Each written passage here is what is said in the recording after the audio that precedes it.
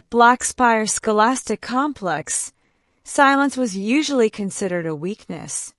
The academy was carved into the inner ring of a hollowed asteroid, its halls humming with energy fields, artificial gravity, and the voices of thousands of students from across coalition space. Blackspire trained elites, future tacticians, xenoscientists, command officers, and planetary governors. Confidence was currency. Presence was power, which was why no one paid attention to the silent human girl.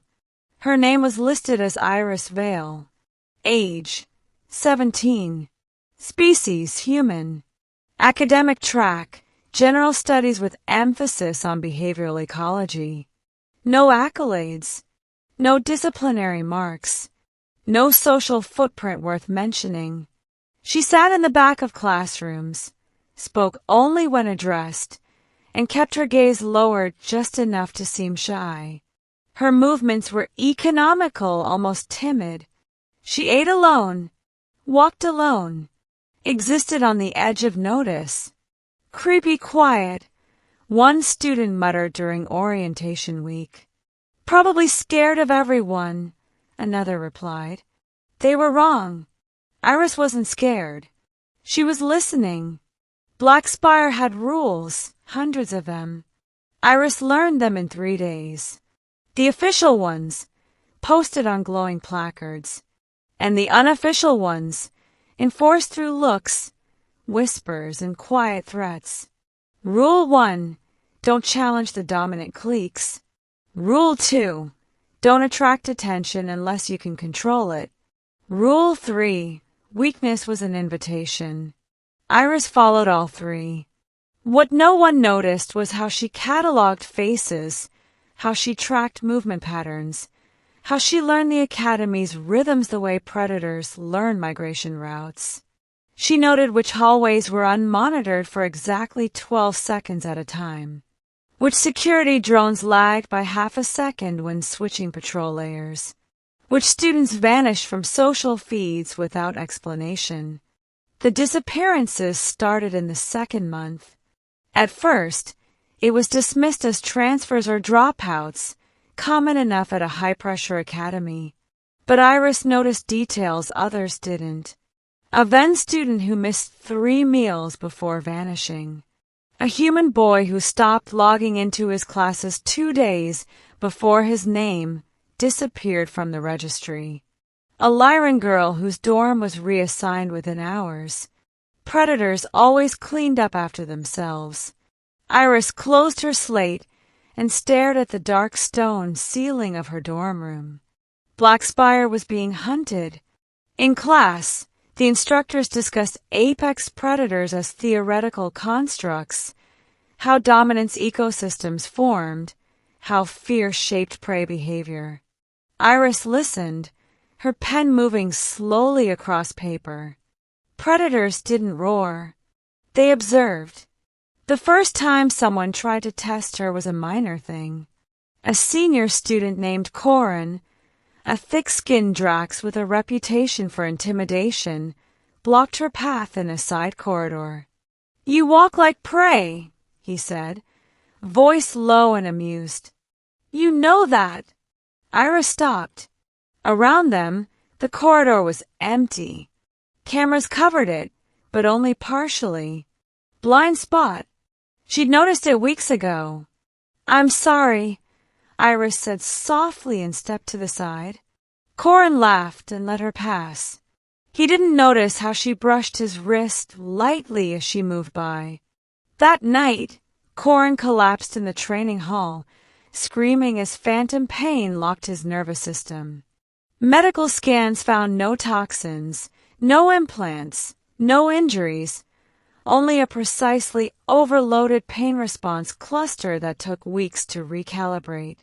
Iris never went near him again. The disappearances escalated. 3 students vanished in 1 week. Whispers spread. Security increased patrols. Administrators reassured parents. Everyone focused on symptoms. No one asked why the missing students all belonged to the same underground social ring, a ring that traded in information. In bodies, the ring called itself the Vela Circle, a group of non-students embedded in Blackspire's logistics staff, using the academy as a hunting ground for rare sentients. They identified candidates, isolated them, extracted them quietly, and erased the trails. They believed themselves untouchable. They didn't know Iris had already found them. She confirmed it the night she followed a false maintenance alert into the lower service decks. The corridors there were older, darker, humming with machinery and secrets. She moved without sound, her breathing slow, her pulse steady. She watched the Vela Circle in action. 2 handlers, one sedated student, efficient, clinical. Iris felt nothing. She waited until they crossed into a pressure buffer zone. No cameras, no external sensors. She stepped out of the shadows. "Put her down," Iris said calmly. The handlers turned, startled. One laughed. "Go back upstairs, girl. This doesn't concern." Iris moved.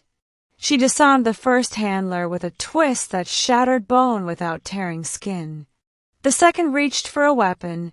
Iris was already inside his reach, fingers striking pressure points that shut down motor function in under a second.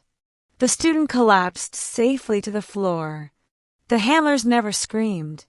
Iris secured them, tagged their implants, and transmitted a burst packet to Coalition security, compressed, encrypted, undeniable. Evidence. Names. Routes. Everything. Then she waited. Security arrived minutes later to find 2 unconscious traffickers, one unharmed student, and a silent human girl standing perfectly still. They tried to question her. Iris answered politely, minimally. The investigation exploded overnight. The Vela Circle unraveled under scrutiny. Arrests followed. Blackspire's reputation trembled but held. Students returned to their routines, shaken but relieved. And Iris, she returned to class. For a while, nothing changed. Then the footage leaked. Someone, no one ever discovered who, released internal security logs showing Iris's movements in the service decks. Analysts slowed them down, enhanced them, compared them to known combat and hunting patterns. The conclusion was chilling. Iris Vale didn't move like prey. She moved like a solitary apex hunter. Coalition archives were searched. Her real designation surfaced days later. Iris Vale Theta. Terran Adaptive Predator Suppression Program. Specialization Counter Hunters. Status Inactive. Released to civilian integration. Humanity had encountered predators that didn't just kill, but enjoyed the hunt. Species that evolved cruelty as a survival trait. The Coalition couldn't stop them. So humanity adapted.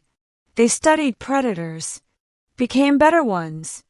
Iris had been trained to track beings that believed themselves the top of the food chain and prove them wrong.